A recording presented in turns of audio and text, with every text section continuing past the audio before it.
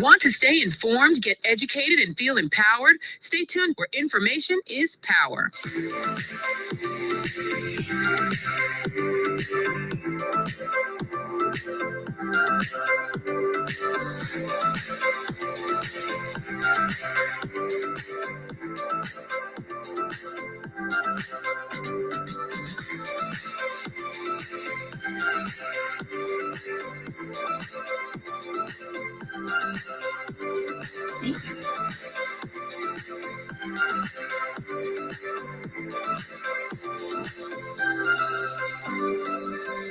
Eddie Frederick has got it all. Inspiration, motivation, great advice, and biting opinion pieces as only Eddie Frederick can deliver.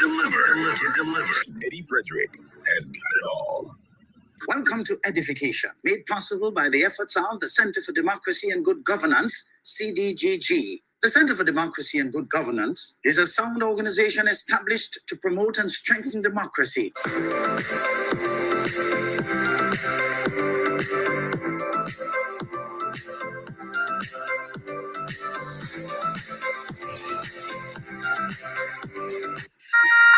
I want the best for my family, so every meal has to be perfect. Every bite has to say, There's no doubt in my mind that the best in frozen meats and vegetables has to come from the Country Cold Store. Hams, turkeys, sausages, beef, pork, chicken. I just don't know my family is in safe hands. Thank you, Country Cold Store, for being there for us for the past 40 years. There are some interesting specials available at Country Cold Store's Mini Mart while stocks last. Take advantage of these specials as they assist you to stretch your limited funds. The Country Cold Store, providing the best in frozen meats and vegetables since 1969.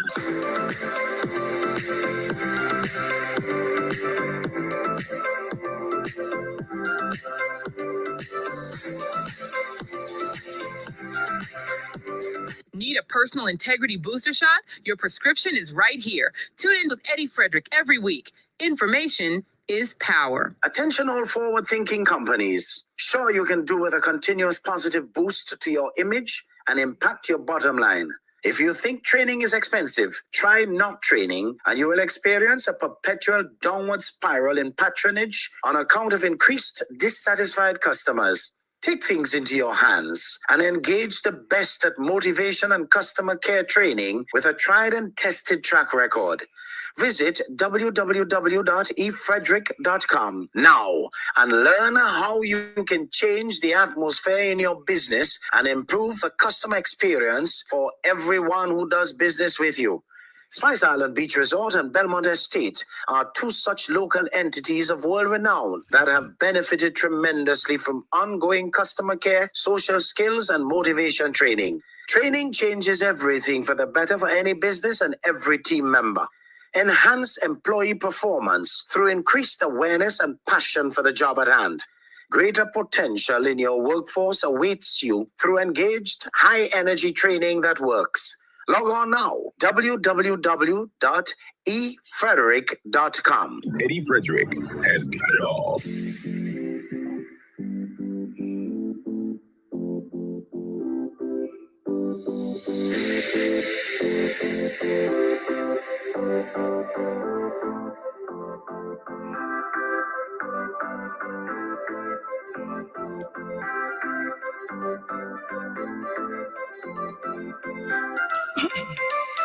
You're listening to Eddie Frederick, where good values make great radio.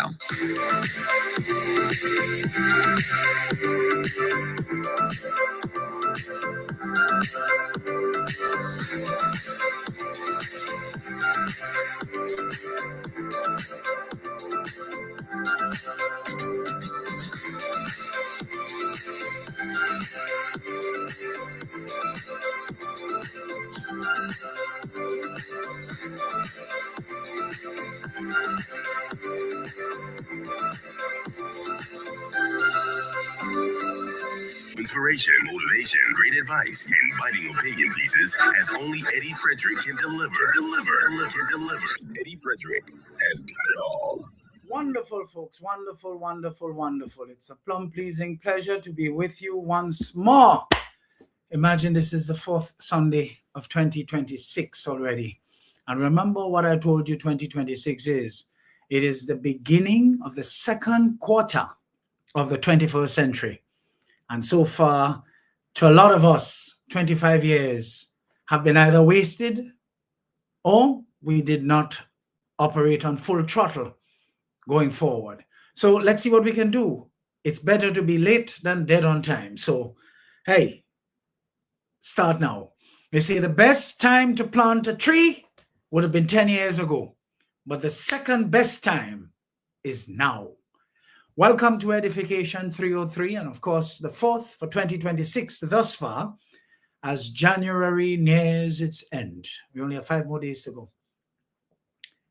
To all edifiers, and of course, newcomers, as soon as you join, please remember to share, comment, like, love, follow, subscribe, do whatever you want to do, as the case may be.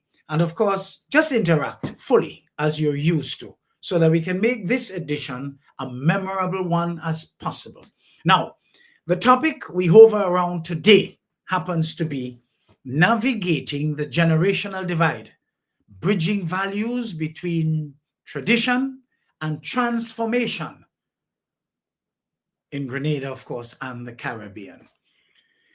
This, if I may say so myself, folks, it's a pretty excellent, and highly relevant topic, which frames a discussion around stubbornness, with the likelihood of immediately putting one generation on the defensive. It's a great topic because it's specific, balanced, and action-oriented, moving beyond blame to explore roots and solutions. Goodly folks, come on. We have to bridge the divide between our various generations, and we must leverage their strengths in order to foster an inclusive society. Our national independence will be attainable then and only then. No one generation has all the answers. No one generation is correct and the other or others are wrong. In our discourse today, during this 4th edition of Edification 303, we're likely to discover why it works and identify key angles to drive our discussion forward. But before we get into some of the more salient ones, please allow me the honor to advise that none of the various negative things that abound today, left, right, and center, above and below, that we have no control over whatsoever, we can do anything about. Hello.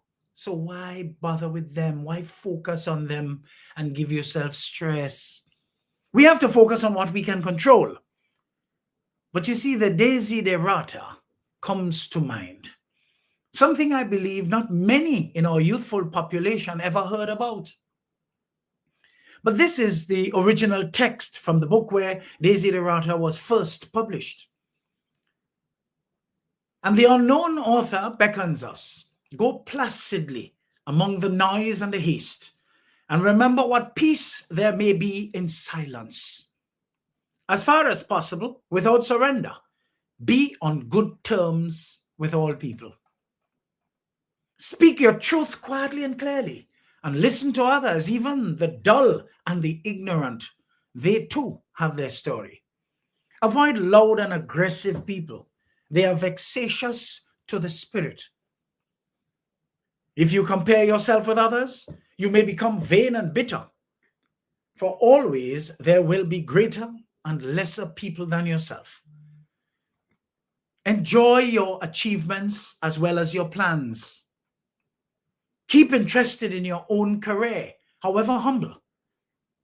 It is a real possession in the changing fortunes of time. Exercise caution in your business affairs, for the world is full of trickery.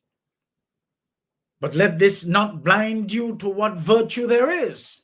Many people strive for high ideals, and everywhere life is full of heroism. Be yourself, especially do not feign affection. Neither be cynical about love, for in the face of all aridity and disenchantment, it is as perennial as the grass. Take kindly the counsel of the years, gracefully surrendering the things of youth. Nurture strength of spirit to shield you in sudden misfortune. But do not distress yourself with dark imaginings. Many fears are born of fatigue and loneliness. Beyond a wholesome discipline, be gentle with yourself. You are a child of the universe, no less than the trees and the stars. You have a right to be here. And whether or not it is clear to you, no doubt the universe is unfolding as it should. Therefore, be at peace with God, whatever you conceive him or her to be. And whatever your labors and aspirations, in the noisy confusion of life, keep peace in your soul. With all its sham, drudgery, and broken dreams, it is still a beautiful world. Be cheerful. Strive to be happy. You see, these words are very comforting in these times, here, so, and now, with all the man-made challenges we have faced. This calls attention to the biblical prose that reads, train up a child the way he or she should go, and when he or she gets old, they will never depart from it.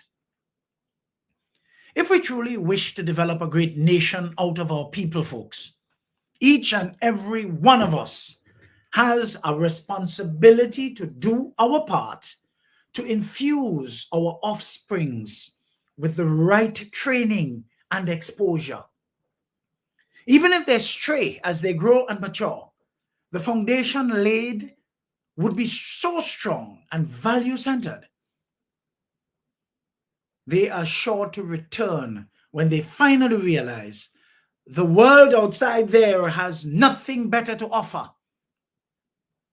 than your well-meant utterings during their growing up years. You see, we are living in a society today where the path of least resistance seems very attractive to so many of our youthful population that they easily follow kakapool in place of the real foul egg. Cycle upon cycle, they proceed to follow.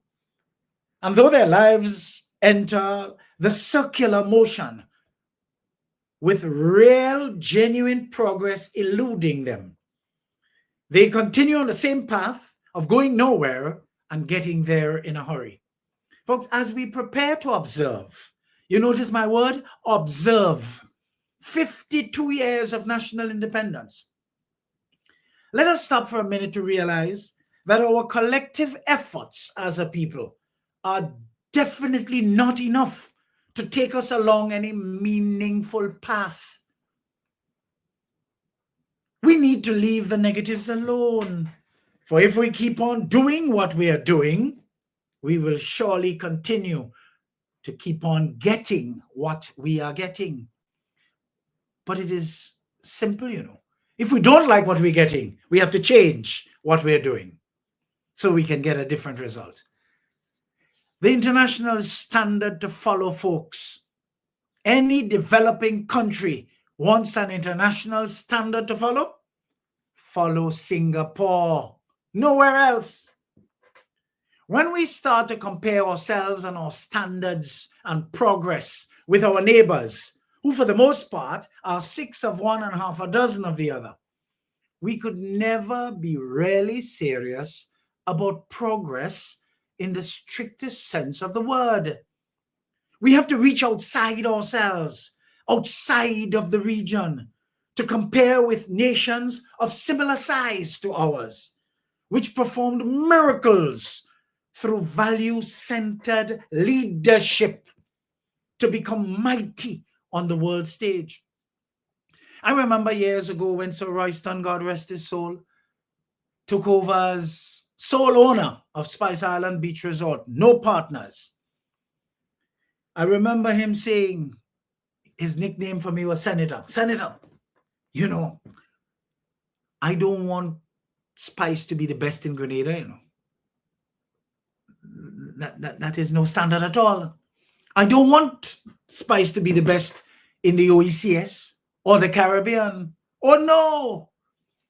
I want Spice to be among the best in the world. Oh, that may have sounded far-fetched back then, but he was committed to it. So much so, for about nearly 30 years, properly led, properly managed. Spice Island Beach Resort, a 63-suite property on an 8-acre piece of Grenadians Beach, is among the top unique boutique resorts in the world. Folks, wrap that around your head. Right here in Jukutu, Grenada. But we need more visionaries like this. But when we pick up all kind of old vagrant and scum of the earth and put them in politics, what do you expect? These people can't dream like that. They have no capacity. They will make noise if Kentucky, KFC, shortchange them. What are they doing inside there to begin with? You get the message. You see where I'm going with that? Folks, the message here is clear. We have to reach outside of ourselves, outside of the region, to compare with nations of similar size as ours, which performed miracles through value-centered leadership to become mighty on the world stage. And one such nation is Singapore. But if we continue to accept the selection of unprincipled, low-level individuals whose apparent success we hail, without realizing how many devils they pulled by the tail to be able to display their ill-gotten material gains in plain view today, trust me, folks, we will continue to go nowhere. We will continue to go nowhere. But you see, it took a man like Lee Kuan Yew, a graduate from London School of Economics. And you want to hear who he graduated with? Errol Barrow of Barbados, Forbes Burnham of Guyana, Michael Manley of Jamaica. Hello! They were buddies at London School of Economics. Returned home with a vision to lead his nation into independence.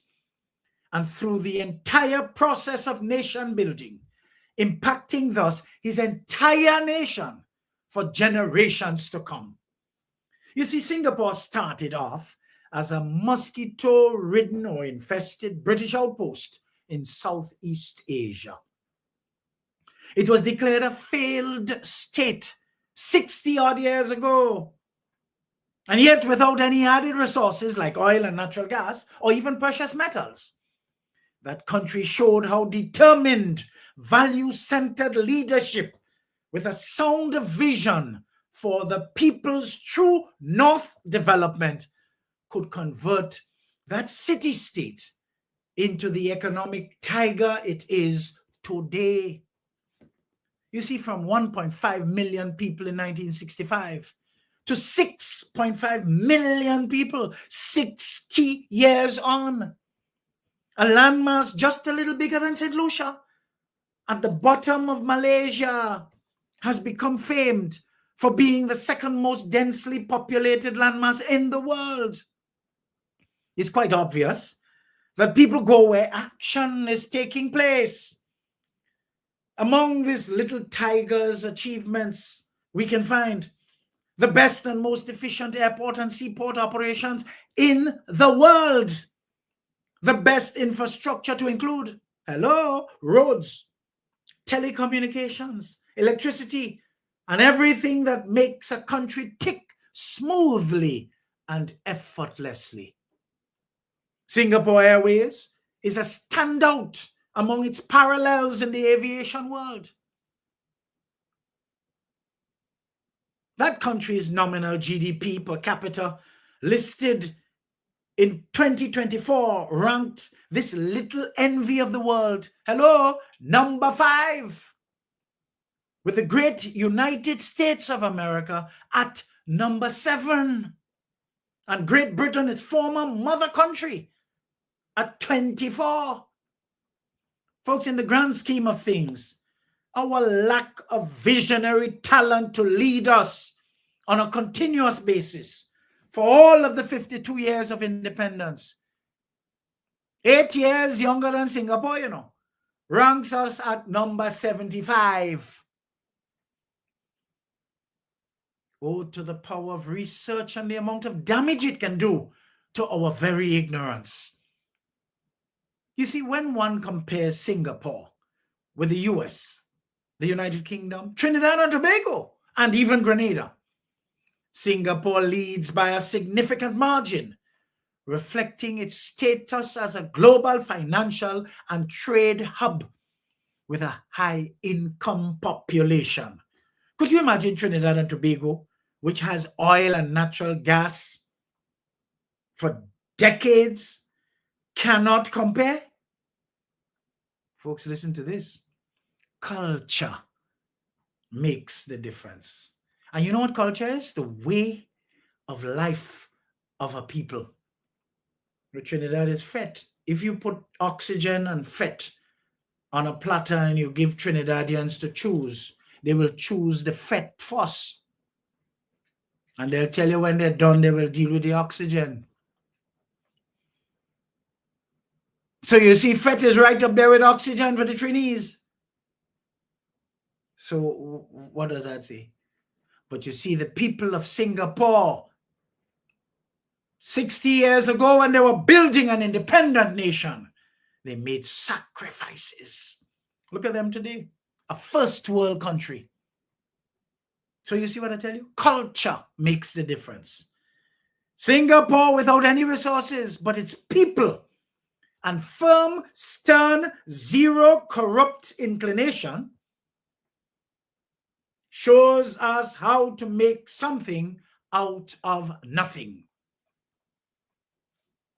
But you see, folks, we have to first have a penchant for decent people in politics. People who are truly committed to the cause, and not those whom we grew up to accept as normal over the period, especially 1995 to 2022 for the most part, with all attempts at resurrecting themselves with like kinds in preparation for what? 2027. Young people, pay attention. Grenada needs to go past that lolly drain type of vagabonds who insist on inserting themselves into the Westminster-style democratic principles without the decency to uphold the standards that are unavoidably associated therewith. You see, the most praying people on this earth, folks, happens to be black people, starting with, of course, continental Africa. It is reported that every 500 meters to 1 kilometer, you will find a church in black countries. Well, look, here in Grenada is no exception, as it is estimated that from the heart of St. George's, the heart of the town, through to Point Celine, there are over 40 churches. Pay attention, and you will agree with me, folks. Yet for all, the poorest countries in the world are black.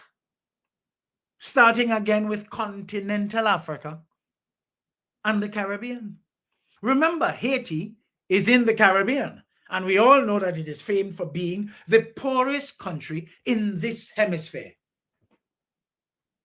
This is proof that we do not need religion with all the many facades of churches and temples and praying tents and what have you.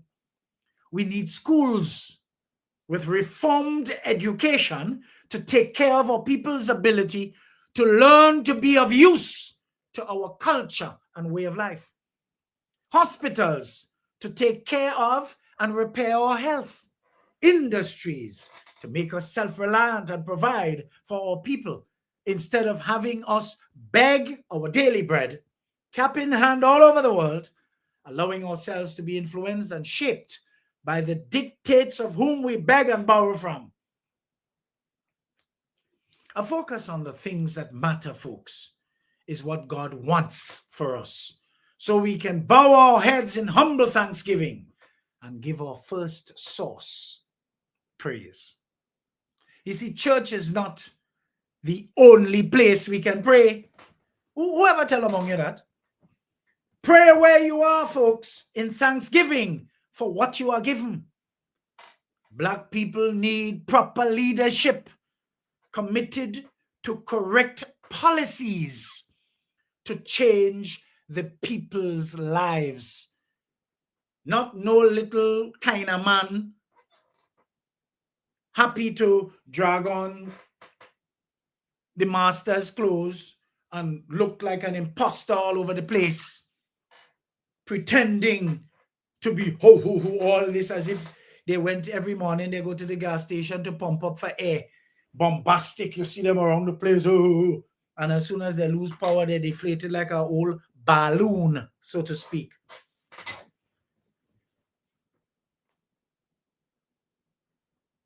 If we really want to be a truly independent state, we should not be led by old cons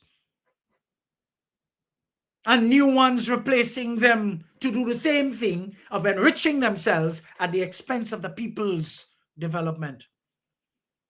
If by praying alone people's circumstances could have been changed, then we will not be poor.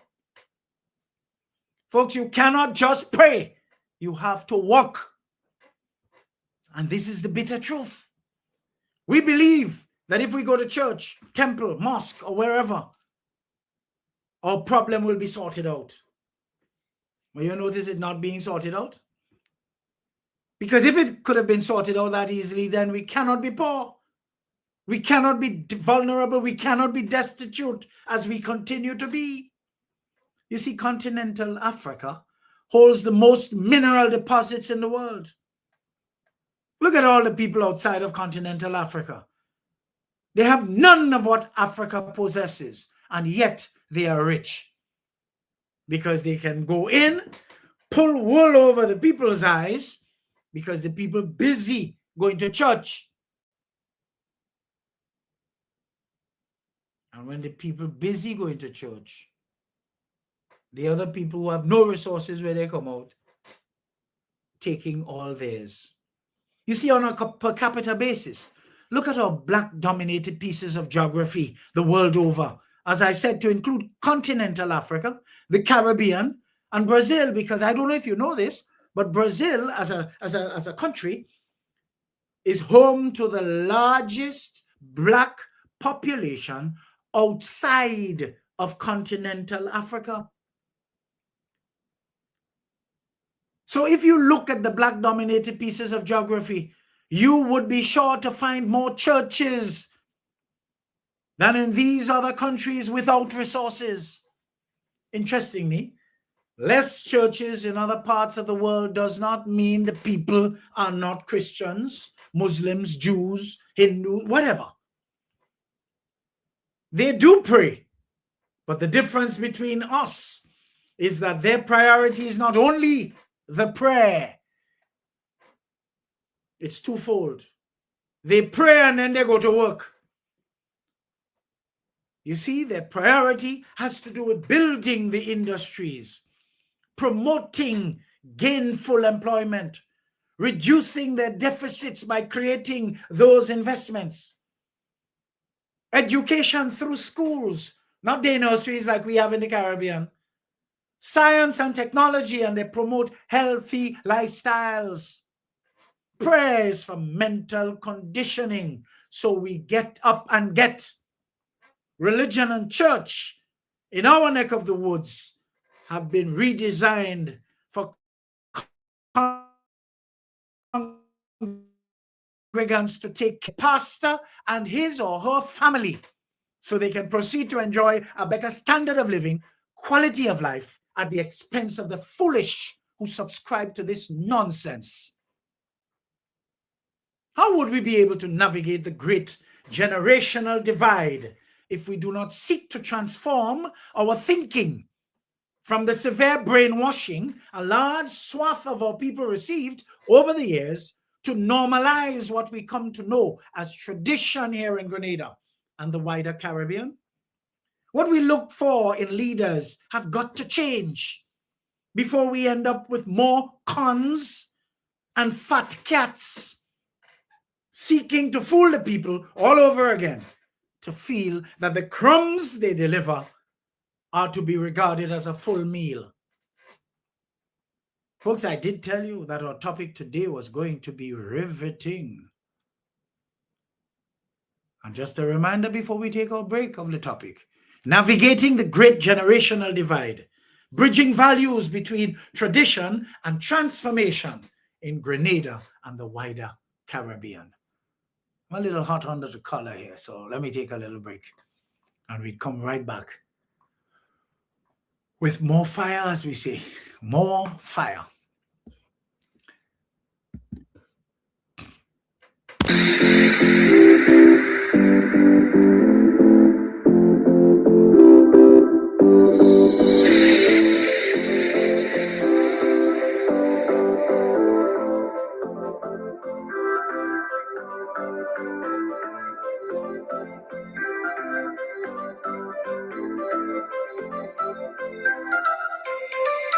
Want to stay informed, get educated, and feel empowered? Stay tuned, where information is power.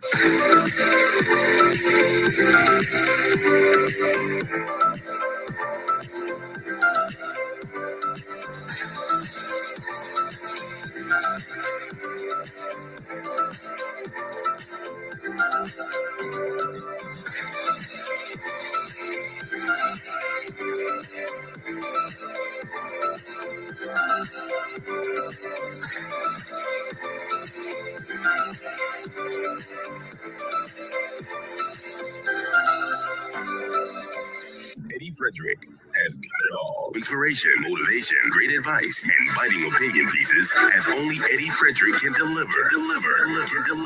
Eddie Frederick has got it all. This is EDDIE-FICATION, made possible by the efforts of the Center for Democracy and Good Governance, CDGG. The strength of views and opinions expressed during EDDIE-FICATION are not necessarily a reflection or representation of the sponsors and/or affiliates of this program.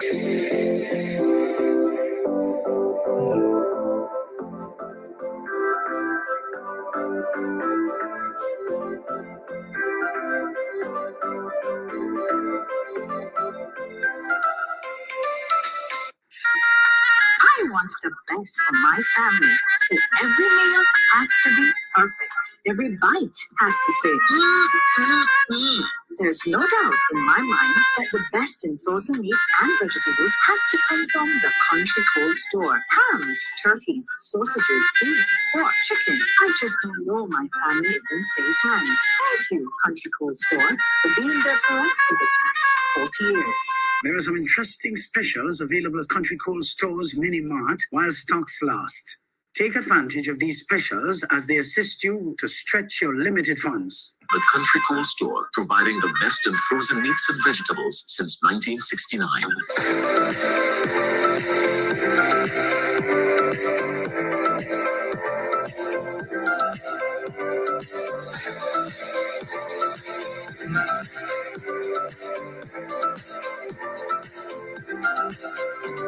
You're tuned to Eddie Frederick, where information is power. Eddie Frederick has got it all. Inspiration, motivation, great advice, and biting opinion pieces as only Eddie Frederick can deliver.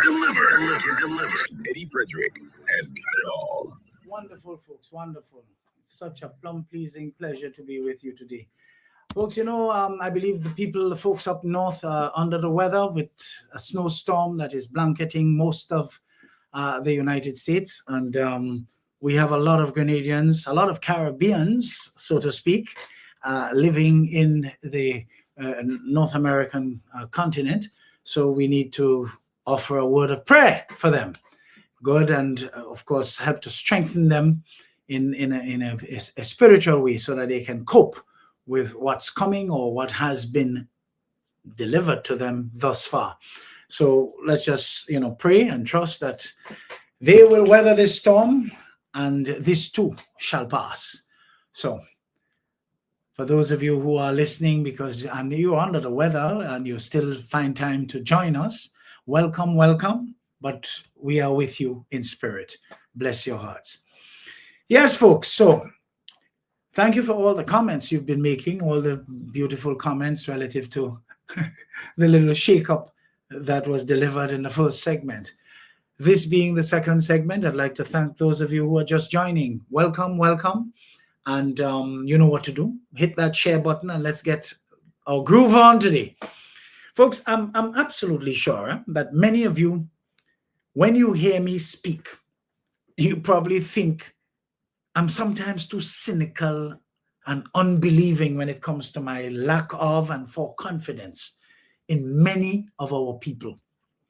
You see, the casual nature of many among us to not pay attention, and in many cases, to traverse these challenging times in a cavalier manner as if things will change on their own, while we look for someone else to blame for whatever bothers us, not realizing that our very negligence to use our enlightenment and become that glow to light up a new path for fellow countrymen is what contributed in great measure to the perpetual darkness in which we find ourselves today. I know several people who played middle of the road, who helped in no small way to crash our civilization today. This is a phenomenon the entire region has to grapple with.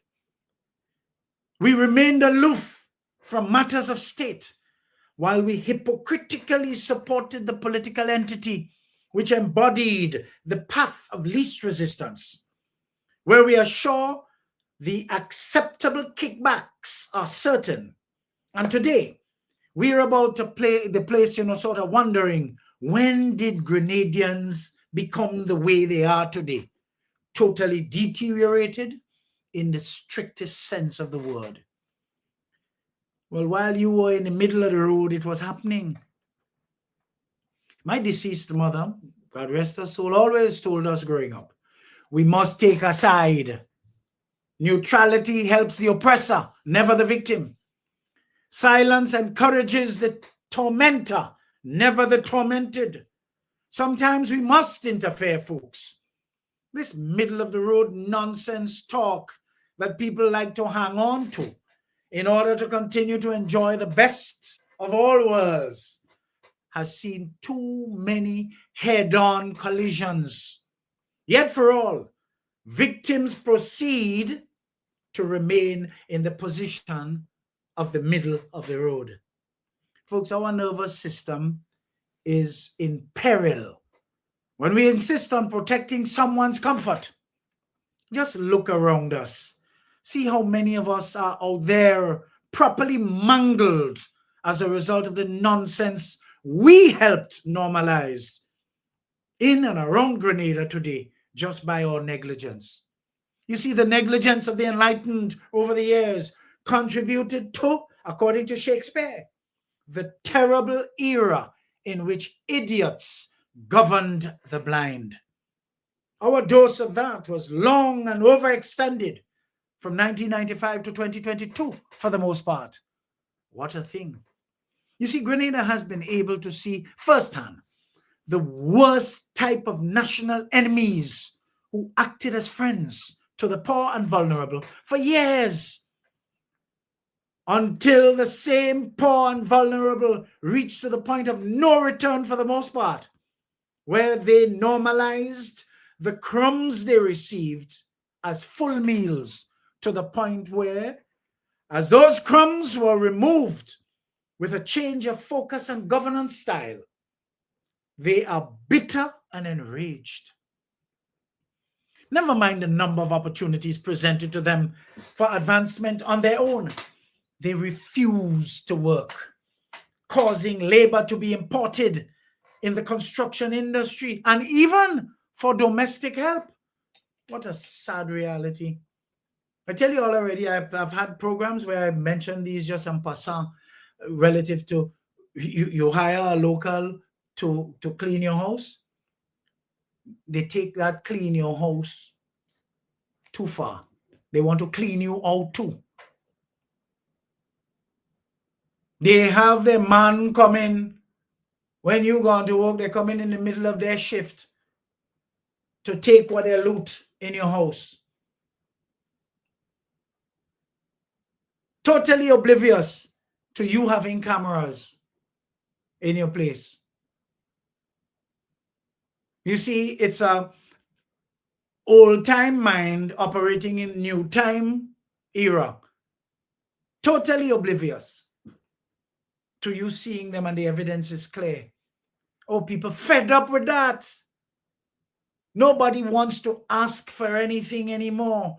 They just want to walk in your place. You're alone living there, and you have 3 tubes of toothpaste. Or how much mouth you have? What are you doing with 3? I go take 1 week. Entitlement. You wouldn't know how much condensed milk you have there, man. You know how long you have them 14 there? I will take 2. So they're shopping in your place. Folks, I recently saw a post by Sawandi Fabio Sam from the Republic of Guave. Of course, he lives overseas. And that post encapsulates the modus operandi of the entity vying for the opportunity to regain its position, to capture our people and relegate them to the back once more. We will elaborate on that a little more later on in this discourse.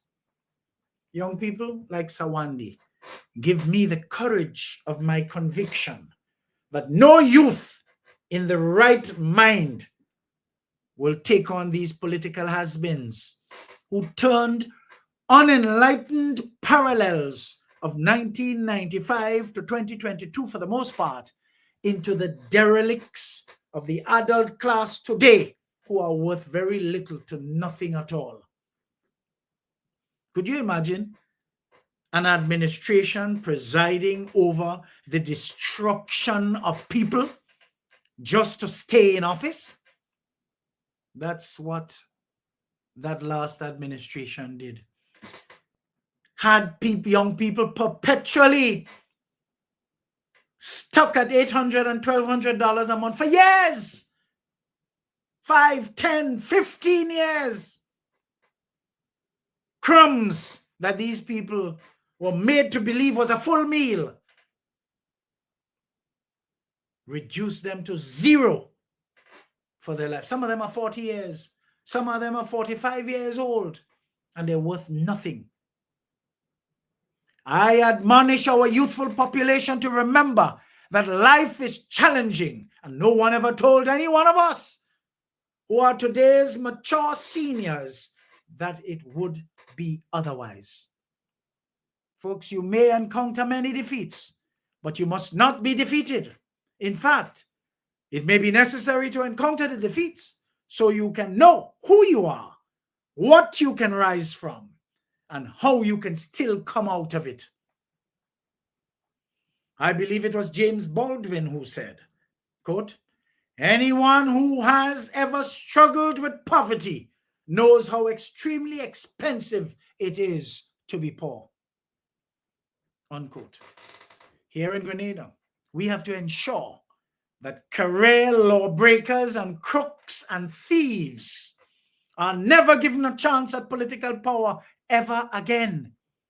If you are prepared to show contempt to rules of engagement, you should never be tolerated around the precincts of leadership as encouraged by anyone, whether past or present. People should lift their consciousness and awareness to what is communicated to them in broad daylight. Folks, if you pay attention, you will see these things.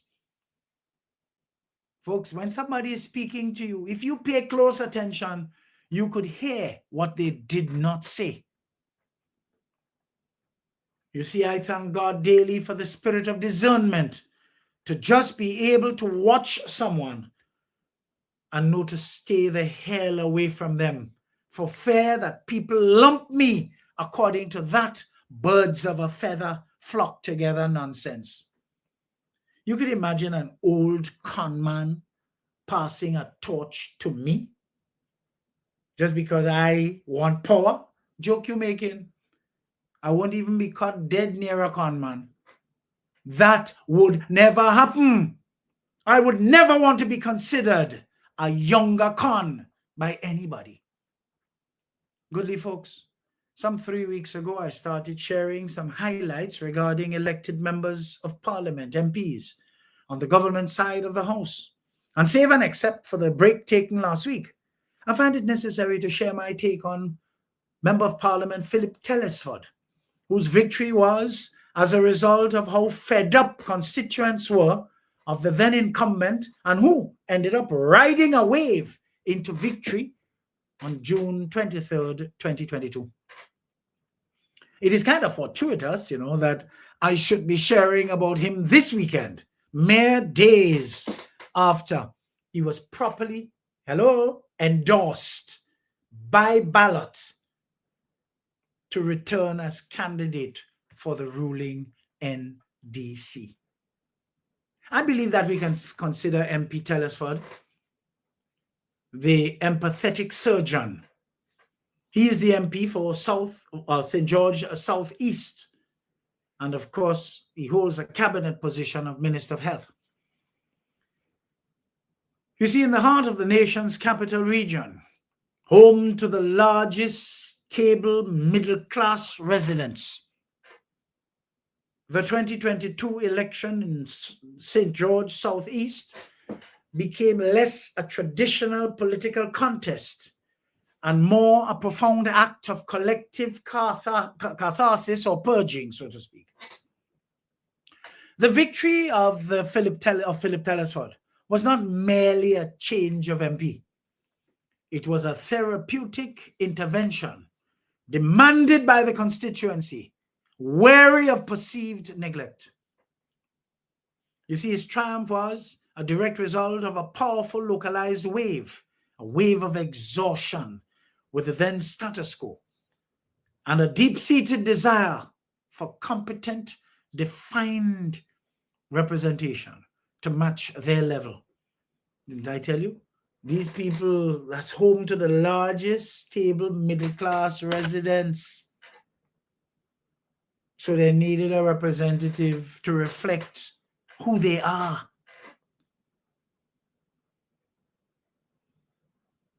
So he did not just ride this wave. He became its most logical vessel, a respected professional promising to bring the precision and care of a surgeon to the ailments of both the constituency and, of course, the nation's ailing health system. I remember years ago, an NDC Minister of Health mentioning that health development in the country by way of facilities and so is not a sexy activity. And because of its very nature, it is something that takes time. It takes time. You see, Telesford's campaign resonated because it was a breath of fresh air when compared to what had come before, where constituents felt a previous, sort of disconnect. He ordered quiet presence. Where they heard political noise, he promised diagnostic listening. His persona as a seasoned accountant and figures man provided a ready metaphor. The community was the patient, and he was the skilled practitioner called in for a second opinion. His promise was not grandiosity, but restoration of trust, of basic services, and of a sense that their representatives' primary allegiance was to their well-being. You see, elected with a powerful anti-incumbency mandate, Telesford immediately shouldered a dual burden of expectation, to be expected, of course, to heal the local disconnect and to perform emergency surgery on the national health system. in the constituency. His approach has mirrored a good bedside manner, totally different from the provider of crumbs under the guise of a full meal, while collecting and stashing souls for the vote farm. A little health murmur prompted some concern for him and caused him to seek to strike a balance between his ministerial duties, parliamentary work, and presence in the constituency. He has been focusing on being a lot more accessible, responsive, and solutions-oriented. He's not necessarily a broadcaster of his good deeds, even though he should, in order that more people know about his contributions. And of course, the genuine work that he's been doing in the constituency. He deals with the granular issues, road repairs, drainage, community concerns, with the same focus one would expect in a clinical setting. His advocacy is often quiet but persistent, leveraging his cabinet position to ensure St. George Southeast's infrastructural and social health needs are documented and addressed. But at the Ministry of Health, his metaphoric role is that of the chief surgeon in a critical operating theatre. He inherited a system from the last parasitical oligarchy, which was in multi-organ failure, infrastructural decay, resource shortages, and deep staff morale issues. His tenure has been defined by initiating long overdue complex procedures. Of course, system stabilization, prioritizing urgent capital projects like the General Hospital upgrade, and addressing critical supply chain issues. How about policy prescription? Shifting focus towards preventative care and systemic strengthening, aligning with the government's broader philosophy of building resilience over managing dependency, things never heard of under the kleptocracy his administration replaced. But the challenge is a challenge, folks, of pace. The very nature of fixing a broken health system means progress is often invisible to the public, occurring in procurement offices and policy drafts, while daily frustrations remain. His measured technical style, while reassuring to partners, can sometimes struggle to communicate the scale of the undertaking to a populace yearning for quick fixes after years of neglect and plaster covering here and there. But you see, the 2027 imperative from patient advocate to architect of wellness, the fed-up wave that carried him to victory has crested. For 2027, his task is to build a new, enduring foundation of support based not on rejection of the past, but on affirmation of his present performance. So it's necessary for him to evolve from the symptom relief to curative or healing proof. He must visibly and tangibly cure whatever long-standing ailment or ailments people complained about in the constituency. This ribbon-cutting moment can symbolize the end of an era of neglect. What about communicate the complex? He must master translating his technical national health achievements into a compelling local story. Constituents need to understand how securing new ambulances, training specialist nurses, or upgrading equipment at the General Hospital, paying nurses better, paying doctors better, how those things directly benefit them in St. George Southeast. He must become a teacher as well as a surgeon. While he's at it, he needs to tell them of the fame they're about to gain for hosting in the constituency the new teaching hospital. But he must institutionalize constituency care. To balance his massive ministerial portfolio, Ministry of Health, He must build a renowned, hyper-efficient constituency office, a clinic for civic issues. This team must resolve problems with a reputation for empathy and efficiency, ensuring the day-to-day health of the community is meticulously managed. But he must embody the sober, the sober guardian in an administration staking its reputation on integrity and competence. Even though the Jagabats outside there can be seen projecting their Jagabatism on the administration, Telesford is the brand incarnate of integrity and competence.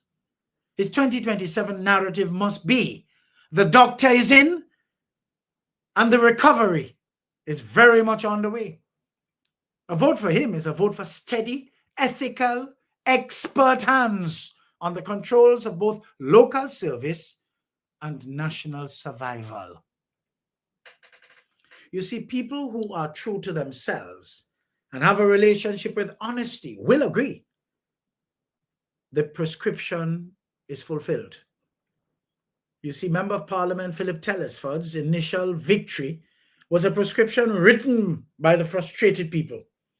His first term has been spent diagnosing the systemic illness and beginning the intricate procedures.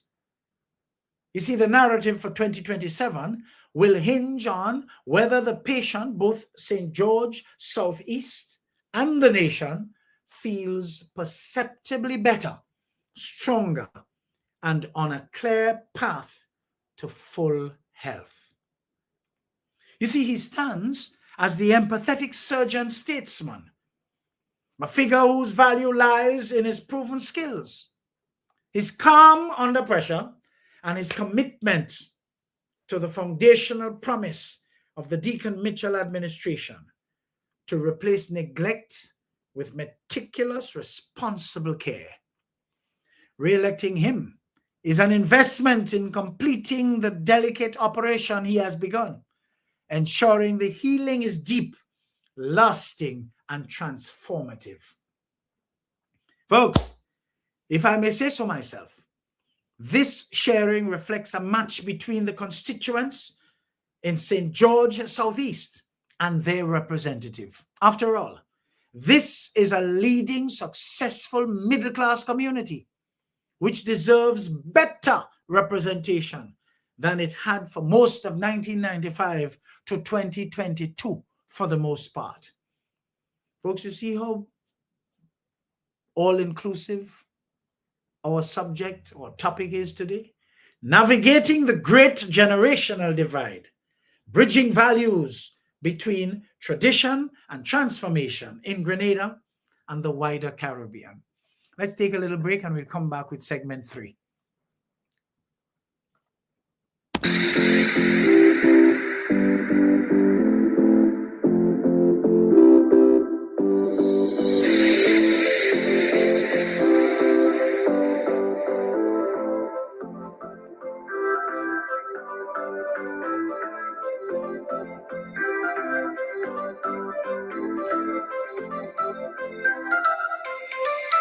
Want to stay informed, get educated, and feel empowered? Stay tuned, where information is power.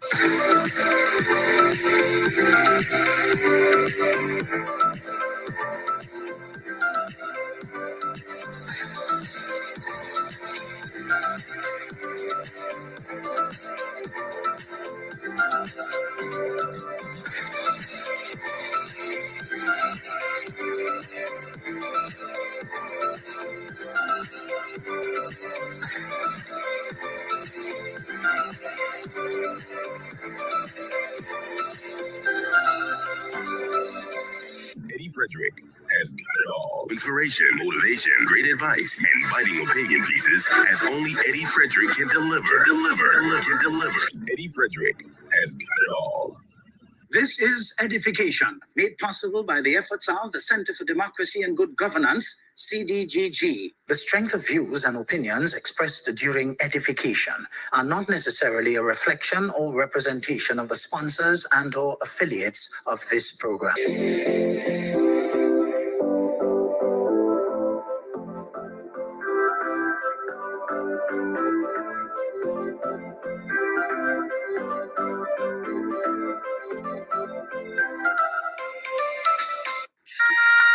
I want the best for my family, so every meal has to be perfect. Every bite has to say, There's no doubt in my mind that the best in frozen meats and vegetables has to come from the Country Cold Store. Hams, turkeys, sausages, beef, pork, chicken. I just don't know my family is in safe hands. Thank you, Country Cold Store, for being there for us for the past 40 years. There are some interesting specials available at Country Cold Store's Mini Mart while stocks last. Take advantage of these specials as they assist you to stretch your limited funds. The Country Cool Store, providing the best in frozen meats and vegetables since 1969.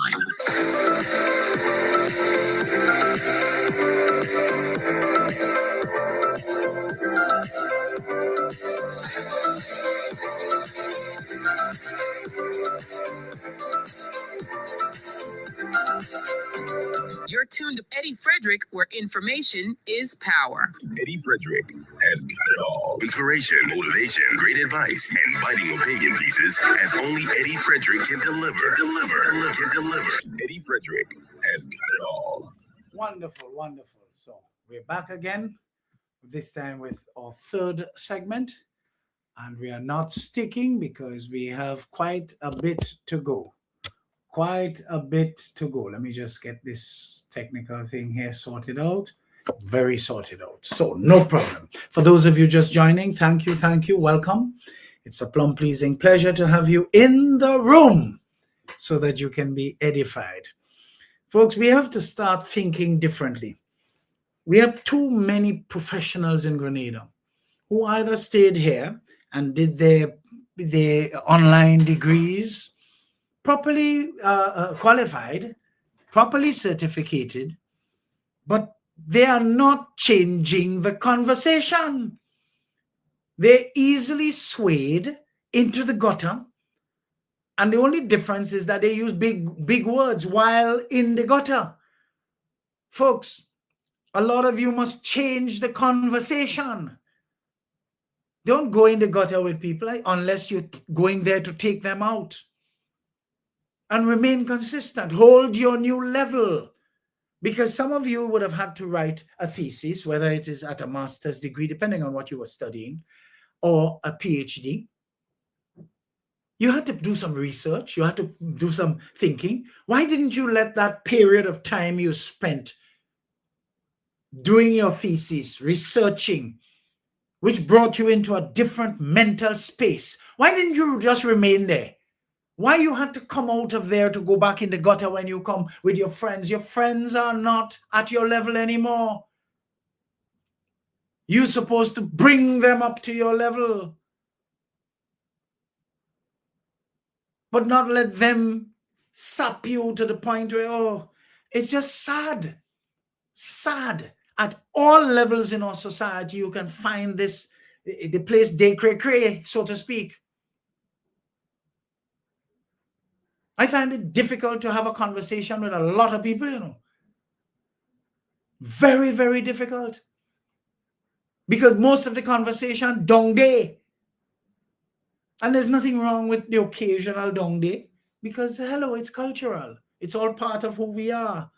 But, oh God, stop residing dong day now.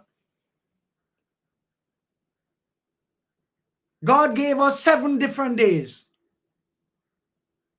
And you know why? So that we will not live any of them twice. We were born to stand out, not to fit in. Too many of us fitting in because we want to go with them. But you were born alone. You're not joined at the hip at birth.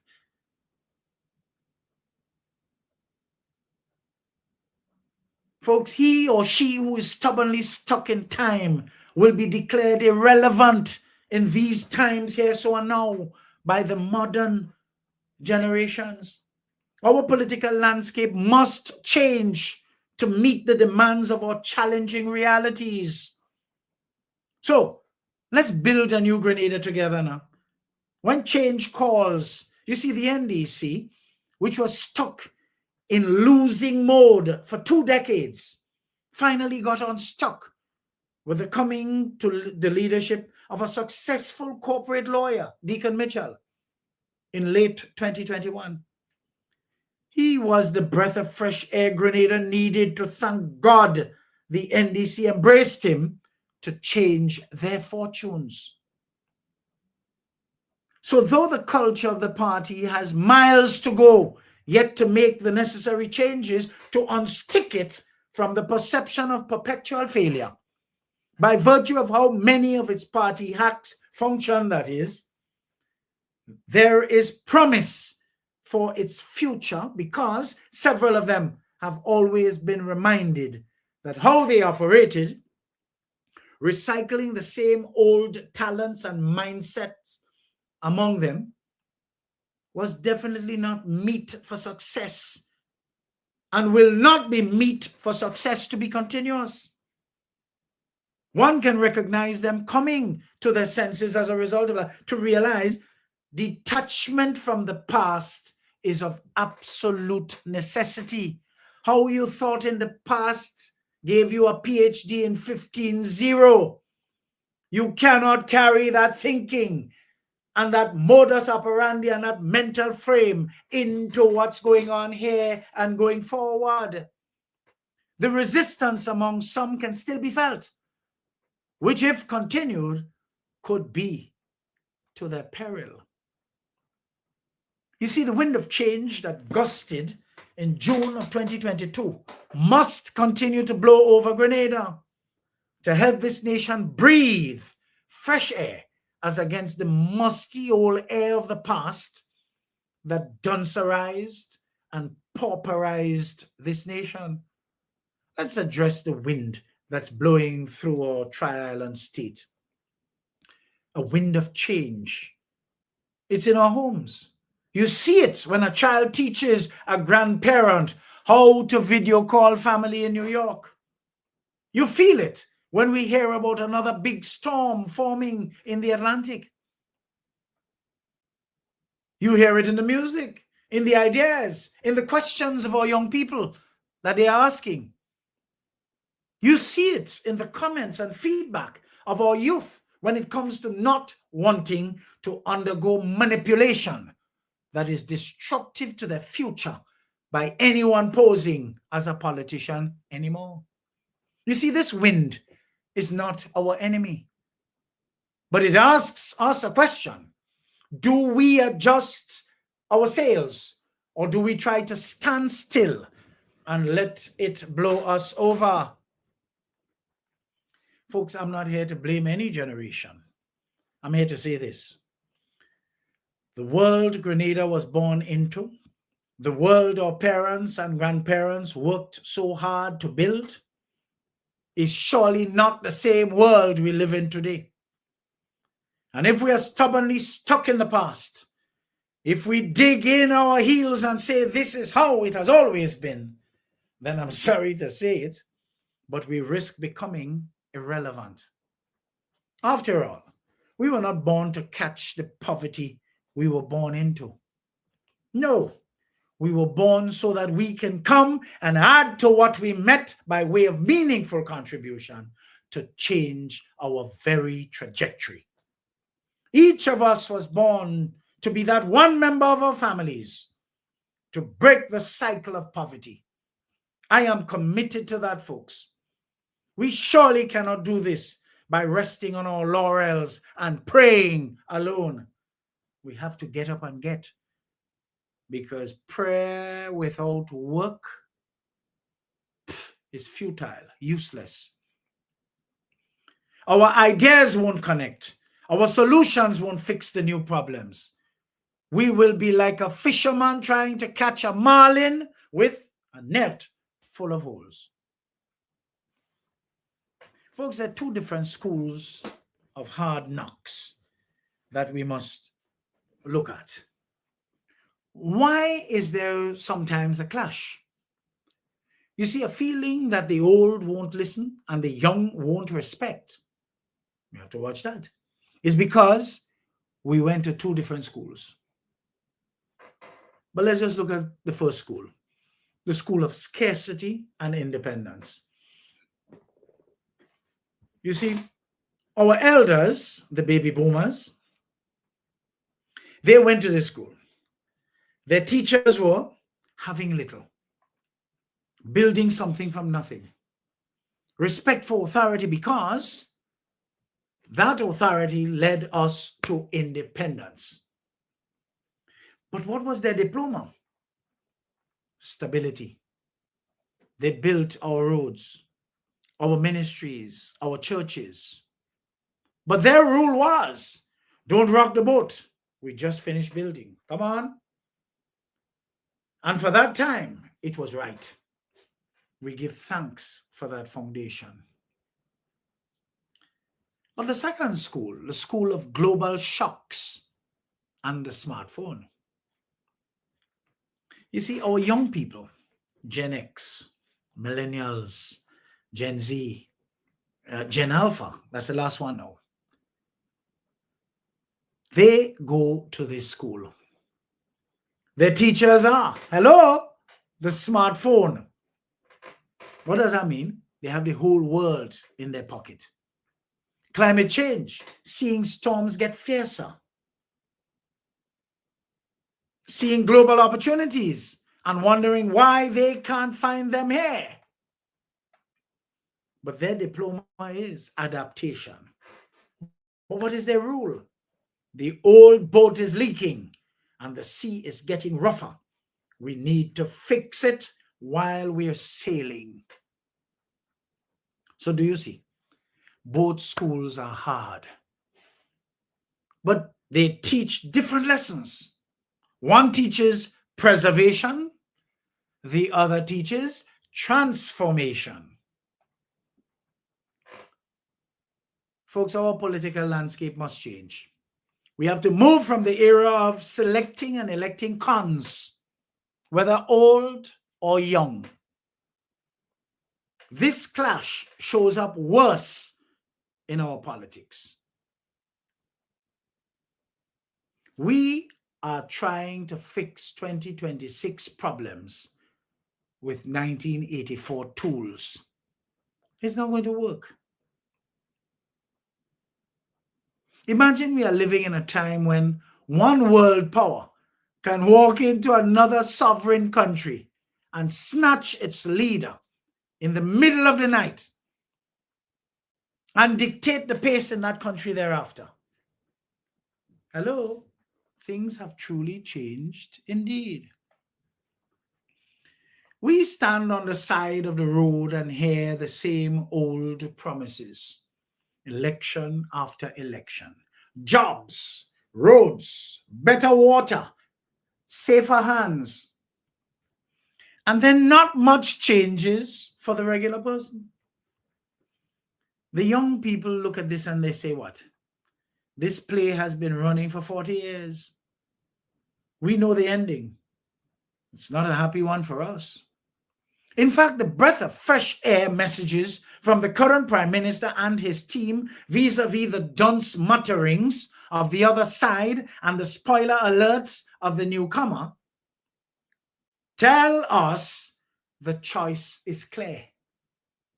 Grenada needs to be focusing on the future, and only one entity is capable to deliver Grenada into a better future where people think differently from the dictates of a cult. Something just well up in my soul here to repeat that for you for emphasis. Grenada needs to be focusing on the future, and only one entity is capable to deliver Grenada into a better future where people think differently from the dictates of a cult. But you see, our challenging realities demand a new political conversation. Climate change isn't just bad weather. Oh no. It's about our crops failing, our beaches eroding, our carronage disappearing and diving underwater, our insurance going sky high. We need leaders who understand climate science and can get us the funding to build resilient houses and farms, not just fix roads after they wash away. Folks, the economy isn't just a government job. It's about helping the young women sell her coconut oil on the internet to Europe. It is about creating a tech hub so our bright minds don't have to leave St. George's for Toronto or London. We need policies for the digital world.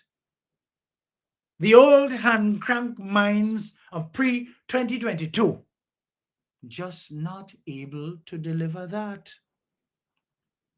But what about transparency isn't just a nice word? With smartphones, everyone can see everything. You see, the old style of just trust me politics is over. Young people demand to see the receipts, to be part of the planning. They call it accountability. But folks, the real demand is this. The real demand is this. Move from patronage to partnership. From a politics where you wait for a favor to a politics where you can build your own future with the government's genuine support. So, how do we navigate forward together? What do we do? Do we throw out the elders? No. But the elders must know their place. Do we let the young run wild without guidance? No. They too must know their place. We have to find balance. We need a merger of the schools to the older generation. Your wisdom, your discipline, your love for Grenada is our bedrock. But wisdom is not about repeating the past. It is about using the lessons of the past to navigate the future. Be a guide, not a roadblock. Listen to the new ideas. That young man with a crazy app idea might need your advice on how to be persistent. Lend him your courage, not your doubt. But to the younger generation, your energy, your tech skills, your global view is our engine. But innovation needs roots to grow strong. Respect the foundation you're building on. That old man who seems stubborn held this country together with his bare hands. The older generation, that is. Learn his story. Channel your frustration into plans, not just criticism. Show up to community and council meetings. Folks, we really need a new contract. The elders provide the anchor of stability. The young provide the soil of innovation. Together, the boat moves, or the plant grows safely and powerfully. But my charge to us, the people, our politicians will only change when we, the people, change our demands. People do what they are allowed. If you continue to allow these low crop of people that are parading and groping the corridors of, wanting to be elected to office, hello, dog will eat your supper. When we stop voting for only familiar faces, con artists, old thieves, and we start voting for competent, transparent, and modern plans, hello, then we're on our way.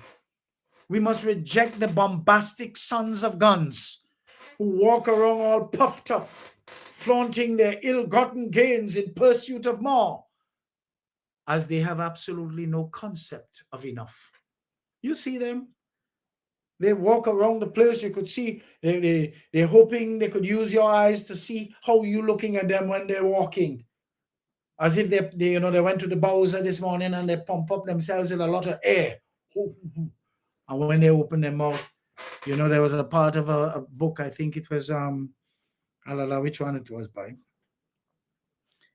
Merchant of Venice. Graciano speaks an infinite deal of nothing more than any man in all of Venice.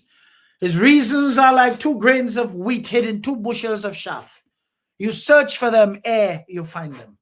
And when you have them, they're not worth the search. When these bombastic creatures open their mouths, you say, yeah, just stupid. Sweet. So the final question is not, are you old or young? The question is, are you ready for the future? Are you ready to demand a politics that tackles climate change head on? Are you ready to support leaders who create an economy for the digital age? Are you ready to be a citizen who participates, not just complains? You see, the wind of change is here. It will not stop. We can't control the wind, but we can decide to build a new, stronger, more relevant Grenada together. We can adjust our sails. So what do we do? Let's build together. Let's become builders, not blockers. Let's be relevant.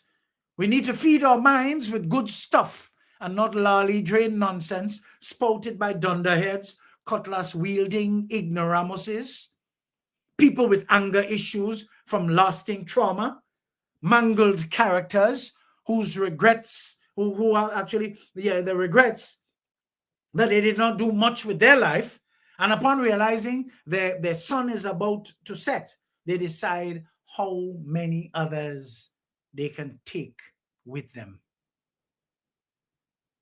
Folks, you see, navigating the great generational divide, bridging the values between tradition and transformation in Grenada and the wider Caribbean. We have to learn to do that. Let's take a quick break and we'll come back with a final segment.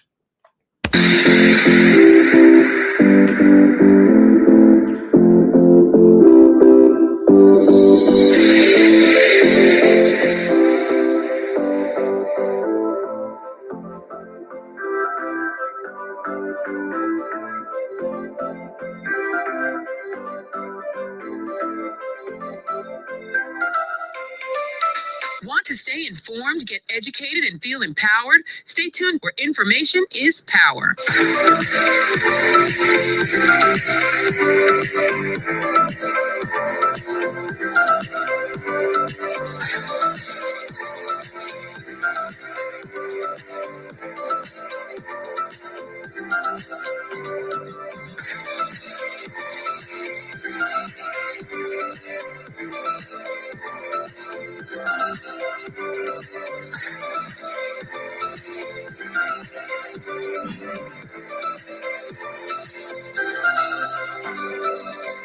Eddie Frederick has got it all. Inspiration, motivation, great advice, and biting opinion pieces as only Eddie Frederick can deliver.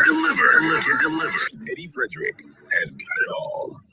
This is EDDIE-FICATION, made possible by the efforts of the Center for Democracy and Good Governance, CDGG. The strength of views and opinions expressed during EDDIE-FICATION are not necessarily a reflection or representation of the sponsors and/or affiliates of this program.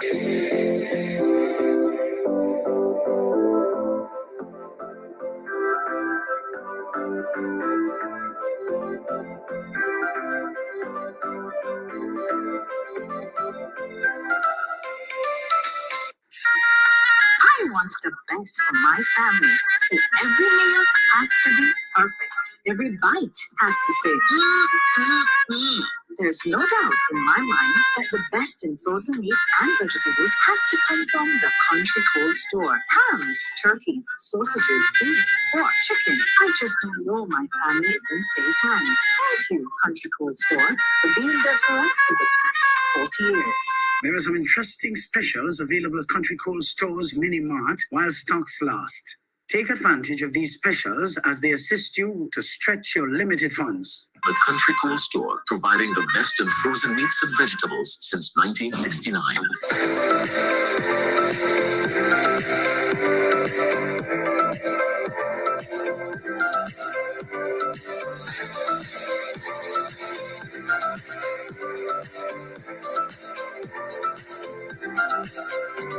You're tuned to Eddie Frederick, where information is power.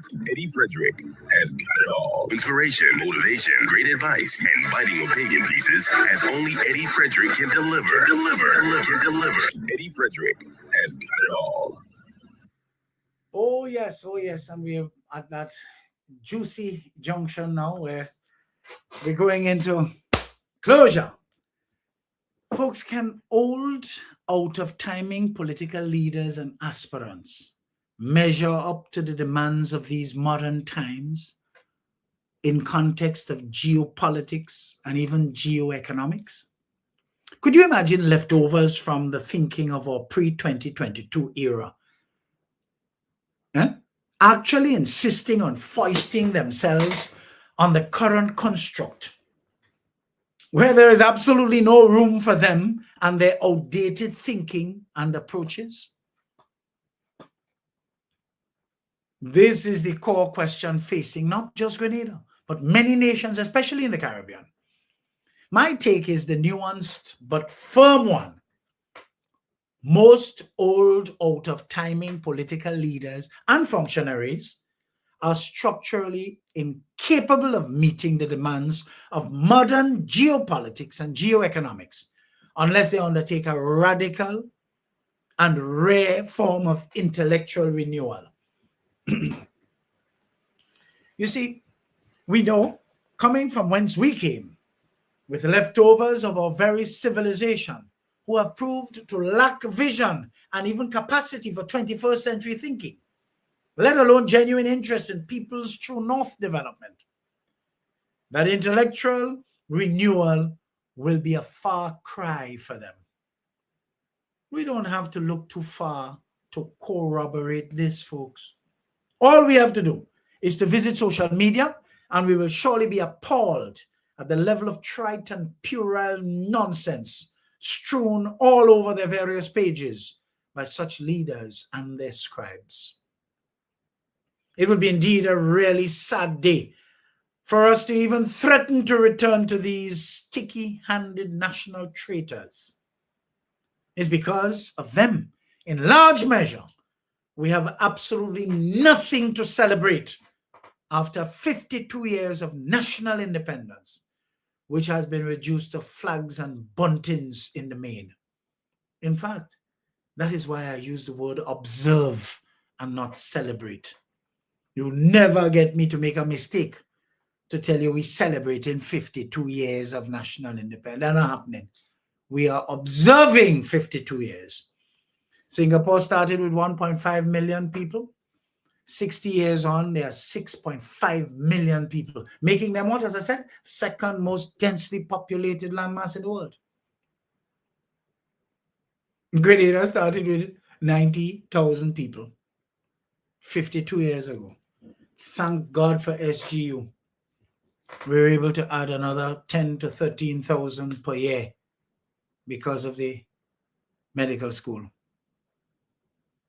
Because the program is 3 years, so the population goes up by that much. 52 years on.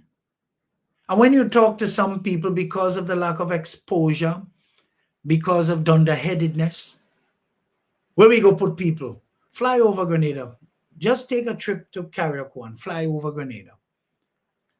And you wonder if it have people living here. Don't talk about if you fly in the night over Grenada. You wonder where Grenada is. The place just dark. And you know what that means? You know what the darkness means? Bush. Bush. We have place to put people. We have space. So here's my breakdown, framed from the Caribbean context. The out-of-timing mindset versus modern realities. You see, the old playbook, as it relates to the geopolitical chessboard, which has fundamentally changed, that old playbook, geopolitics for a generation of Caribbean leaders, was about non-alignment during the Cold War, playing the US off against Cuba, Venezuela, and of course seeking bilateral aid. It was often transactional and ideological. But what's the new reality? It's now a multipolar, smart power arena. It's not just the US and Russia, but also China's Belt and Road investments, the EU climate mandates, the Gulf state interests. You see, the game is about sovereign asset management, ports, utilities, digital infrastructure, climate financing negotiations, and navigating digital governance, data privacy, cyber security. A leader who sees geopolitics only through the lens of which big friend gives us a grant this year, or play with Trump, or you play with Trump, is dangerously outmatched. They must be strategic, legalistic, and incredibly savvy about long-term consequences. But what about the geo-economic engine, which of course could be digital and green? What's the old playbook? The economy was based on commodities, spices, bananas. But you see, tourism, citizenship by investment, those were the old playbook commodities. Success was measured in physical infrastructure projects and maintaining stable exchange rates. But what's the new reality? You think this kind of basic minds know anything about this? Geoeconomics is now driven by the green transition. Entire trade rules are shifting to carbon borders. The digital economy, data as the new oil, remote work, digital nomads. Hello? And supply chain resilience. A leader who isn't fluent in concepts like carbon credits, digital sovereignty, cryptocurrency regulation, and the regional, I would say, food security networks cannot secure a competitive advantage for their nation. They are managing a flip phone economy in a smartphone world. But what's the specific Caribbean vulnerability? The Caribbean's small size and climate vulnerability make this lack of modern leadership not just a stagnation issue, but an existential threat to our very existence. You see, climate crisis, this is the ultimate test. And an out-of-timing leader sees a hurricane as a disaster response challenge. A modern leader sees it as a geopolitical and geoeconomic one, leveraging loss and damage funds, attracting green bond investors, rebuilding with climate resilient infrastructure, and negotiating debt for climate swaps. You see, the old toolkit of emergency relief is utterly insufficient. What about the debt trap? You see, many Caribbean nations are drowning in debt to traditional and new creditors like China. The old leader might seek another loan to refinance. The modern leader needs to be a financial architect, restructuring debt with biodiversity or climate co-benefits, attracting diaspora investment via digital bonds, and creating new revenue streams. Example, blue carbon credits from marine protected areas. You hear Barbados' Prime Minister Mia Mottley talking this all the time, and she's so fluent at it, you could see she's a modern leader. You see the crucial forewarning, wisdom versus stagnation. This is where nuance is vital. Old does not automatically mean out of timing. There is a critical difference between stagnant experience, repeating the past, and seasoned wisdom, applying core principles of the past to new contexts. You see, a leader with wisdom understands the enduring principles of sovereignty, negotiation, and national dignity. They can pivot. They can listen to younger, tech-savvy advisors and empower them. They can say, the world has changed, and so must our strategy. But a leader who is out of timing is defined by intellectual rigidity. They confuse their lived experiences with eternal truth. They surround themselves with yes men, distrust expertise they don't understand, and they view new global paradigms as a fad or a threat to their personal authority. So, in context of the 21st century, geopolitics and geoeconomics, an out-of-timing political leader is a liability. Anyone you see looking like he or she, filled up with air at the community Bowser, strutting around all puffed up and looking for attention, is not focused on the real issues. Could you imagine such self-absorbed character navigating a complex digital climate change charged ocean with a paper map and a compass affected by magnetic interference? They cannot measure up because their mindset is stuck and will lead them to use the wrong instruments. You see, the solution for nations like Grenada is not necessarily to elect only 30-year-olds. It is to demand leaders of any age who exhibit, of course, cognitive agility, which is a demonstrated ability to learn, adapt, and understand complex new systems, while associating with talents who can support their vision. They have to exhibit empowered meritocracy, a commitment to appointing the most technically competent people, not the most loyal, to key positions dealing with climate finance and digital transformation. We've seen that in the past. Masons and cake makers getting road contract and culvert contracts. We saw that in the past, folks. Where did that take us? It took us to a national debt that is unsustainable, wasted money, a bedrock for corruption. What about strategic vision? The ability to craft a national project that is forward integrated into the global trends of digitization and decarbonization. You see, the question voters must ask is not how long have you served, but what is your fluency in the language of our future? You see, for the Caribbean, clinging to outdated leadership is a luxury right now it cannot afford. The storms, both meteorological and economic, are too severe, and the pace of change is too fast. Relevance is now a prerequisite for survival. In our local arena, where our population is dominated by youth, we have to seek relevance in order to successfully lead them and shore up our independence.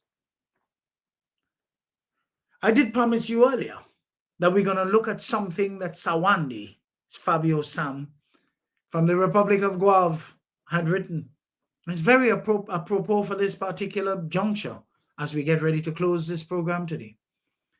In context of already established discussion, what can be said to relate the following text by Sawandi?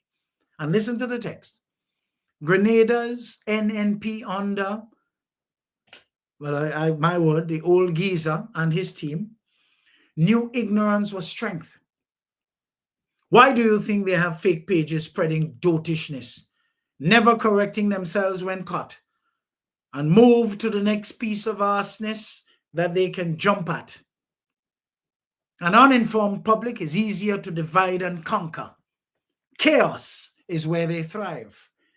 And guess why a certain individual once stated he would make the country ungovernable? It's no wonder that some of you are having a hard time adjusting, and social media, being a free-for-all, exposes the said ignorance we are loud, shameless, and proud about. So in context of our established discussion on generational divides, political evolution, and the urgent need for relevance, This text by Sawandi acts as a sharp, provocative diagnosis of the exact political stubbornness and stagnation we have been dissecting. So let's relate it directly to the core themes. Ignorance was strength as a deliberate tool of the old out-of-timing politics. You see, this phrase perfectly encapsulates the antithesis of modern geopolitical and even geoeconomic competence. Our discussion established that modern challenges, climate finance, digital sovereignty, require an informed, technologically literate, and critically engaged public. Sawandi's charge suggests that a faction of Grenada's political establishment, exemplified here by the NNP, operated on an opposite, cynical logic that a misinformed, chaotic public is easier to manage through division and patronage. This is the ultimate form of being stubbornly stuck in time. It actively resists the informational age, seeing an educated populace as a threat to a control-based political model. It makes the state deliberately irrelevant to solving actual problems, because problem solving requires transparency and data, not confusion. What about fake pages, dotishness, and refusing to correct errors? You see, you can really sum that up as digital weaponization of stagnation. We talked about how younger generations are natives of the digital land space. Sawandi points out, how an out-of-timing political machinery attempts to colonize this new space with old toxic traits and tactics. Instead of using social media for engagement, transparency, and policy discussion, the demand of modern governance, it is used as a tool to amplify ignorance, which he referred to as arseness, creating chaos and evading accountability. You see, the refusal to correct errors is key. It signals a contempt for the very notion of a fact-based public discourse that is essential for navigating complex modern issues. It's a political style that thrives in the chaos of digital free-for-all, but abdicates all responsibility for the constructive use of the same tools. What about making the country ungovernable and thriving in chaos? The ultimate admission of irrelevance. That's what that is, folks. The ultimate admission of irrelevance. This is the most damning link to our sharing here today. If your political strategy requires making the state ungovernable, you are confessing that you have no positive, adaptive, forward-looking plan for governance. You are admitting your only strength is in breaking things, not building them. This is the polar opposite of what is needed to tackle climate change, economic transformation, or social cohesion. It is a strategy of calculated irrelevance designed to ensure that no one else can effectively govern either, thus lowering the bar for leadership to mere survivalist cunning rather than visionary competence. Folks, social media exposing loud, shameless, and proud ignorance. You call that a painful clash. But that is Sawandi's final point. It connects directly to the generational pain point that we identified. The free-for-all of social media doesn't just spread ignorance, it audiences and archives it. It exposes the gap between the complex demands of the present and the simplistic, often fact-free rhetoric of a stale and totally expired political playbook. When younger globally connected generations see this loud and proud ignorance from figures of authority, it must radicalize their disillusionment. It confirms their belief that the old political class is not just out of touch, but actively hostile to the informed, deliberative, and solution-oriented discourse that they know is necessary for survival. Folks, this particular text isn't just a political attack. It's a cultural and generational indictment. It argues that the problem isn't merely that some leaders are out of timing, but that they have chosen a path of active resistance to the information age because their power was built on a different closed system. So in the framework of our discussion, Sawandi is highlighting the toxic bridge between the school of scarcity mindset, which can devolve into control and division, the tools of digital age, which are weaponized for chaos rather than progress, the resulting governance vacuum, chaos, ungovernability that makes the state fail at its modern tasks. But that conclusion that it forces is this: the transition from old to modern governance isn't just about adopting new policies. It is a fight between two fundamentally different relationships with truth, information, and the public. One sees an informed public as a partner in navigating perilous times. The other, as Sawandi alleges, sees it as a threat to be neutralized through confusion. The future of Grenada and the region, folks, depend on which relationship wins. Here in Grenada, the choice between darkness, reflective of the 1995 to 2022 era, and light, 2022 onward, forward, upward, with Deacon Mitchell's enlightened leadership. That's the choice. Folks, we have to navigate the great generational divide with a view to bridging values between tradition and transformation in Grenada and the wider Caribbean. All I can say to among you is wake up, stay awake, pay attention, and stay focused. I am in, I'm out, and I'm gone. Thanks for joining. Continue to share.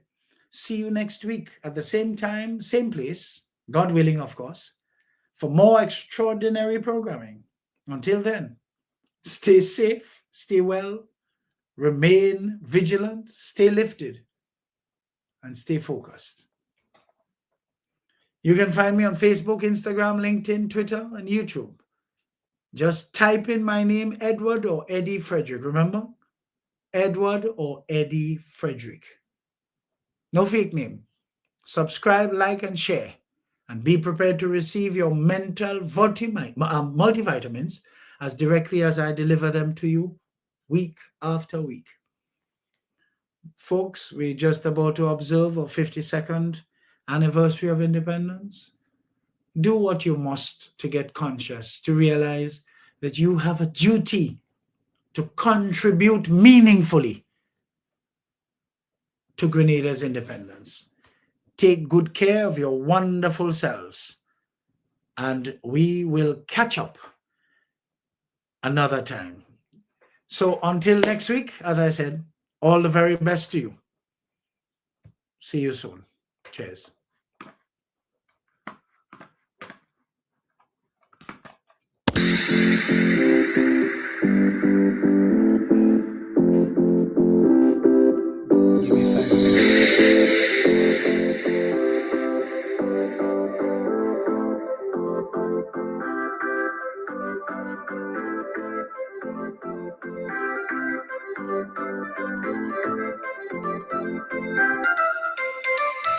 Want to stay informed, get educated, and feel empowered? Stay tuned where information is power.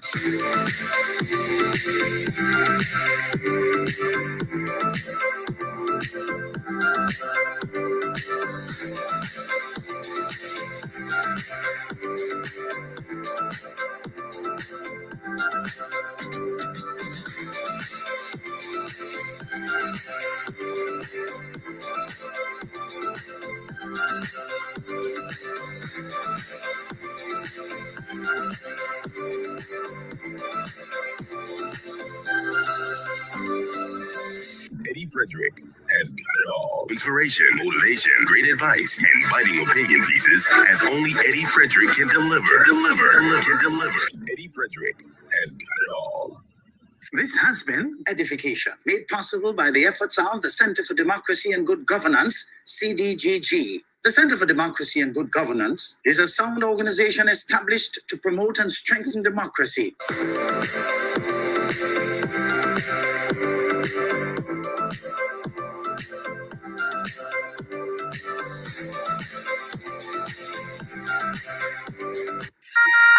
I want the best for my family, so every meal has to be perfect. Every bite has to say, There's no doubt in my mind that the best in frozen meats and vegetables has to come from the Country Cold Store. Hams, turkeys, sausages, beef, pork, chicken. I just don't know my family is in safe hands. Thank you, Country Cold Store, for being there for us for the past 40 years. There are some interesting specials available at Country Cold Store's Mini Mart while stocks last.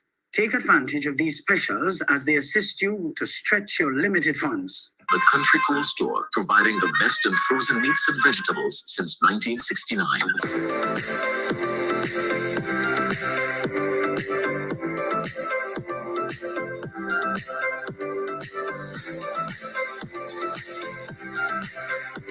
Need a personal integrity booster shot? Your prescription is right here. Tune in with Eddie Frederick every week. Information is power. Attention all forward-thinking companies. Sure, you can do with a continuous positive boost to your image and impact your bottom line.